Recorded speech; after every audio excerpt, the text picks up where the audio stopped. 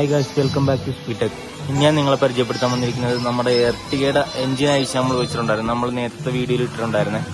ഇതിന്റെ കസ്റ്റമർ ഒരു കംപ്ലൈന്റും കൂടെ പറഞ്ഞിട്ടുണ്ടായിരുന്നു. വണ്ടിക്ക് പുള്ളിങ് ഇല്ലാന്നും കൂടെ പറഞ്ഞിട്ടുണ്ടായിരുന്നു. നമ്മൾ ഇതിന്റെ ഇല്ലറ്റ് മാനിഫോൾഡും EGR വാൽവും ഒക്കെ അയച്ചപ്പോഴേക്കും കുറച്ച് കാര്യങ്ങൾ കണ്ട്. അതായത് ഈ EGR വാൽവും നിങ്ങൾക്ക് എന്റെ കൈ കണ്ടു കഴിഞ്ഞാൽ മനസ്സിലാവും. ഇത് കണ്ടോ, ഇതാണ് ഇല്ലറ്റ് മാനിഫോൾഡ്. ഇത് മൊത്തത്തിൽ ബ്ലോക്ക് ആയിട്ടിരിക്കുക. ഇത് നമ്മളിനി ഫുള്ള് ഡീസൽ ഒഴിച്ച് ഫുള്ള് ക്ലീൻ ചെയ്ത് എഞ്ചിൻ ലൈറ്റിൽ നിന്ന് വരുന്ന സമയത്ത് ഫുള്ള് ക്ലീൻ ചെയ്ത് സെറ്റാക്കി നമ്മൾ കയറ്റും.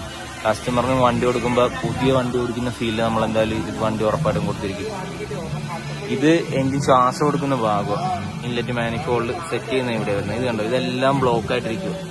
മൊത്തം കരിയേറി അടഞ്ഞ് നിങ്ങൾക്ക് കാണാമല്ലോ. കണ്ടോ, ഈ സാധനം ഒരു 60,000 കിലോമീറ്ററിൽ പ്രോപ്പറായിട്ട് മെയിൻറ്റെയിൻ ചെയ്യാത്തതിന്റെ പ്രശ്നമാണ് ഇതൊക്കെ.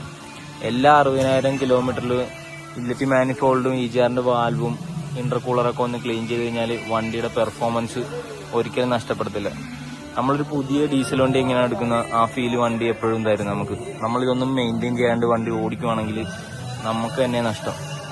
എല്ലാവരും വണ്ടി ഓടിക്കുന്ന ആൾക്കാർ ഇതൊക്കെ ഒന്ന് ശ്രദ്ധിക്കുക കേട്ടോ. പ്രോപ്പറായിട്ട് വണ്ടി മെയിൻറ്റെയിൻ ചെയ്യുക.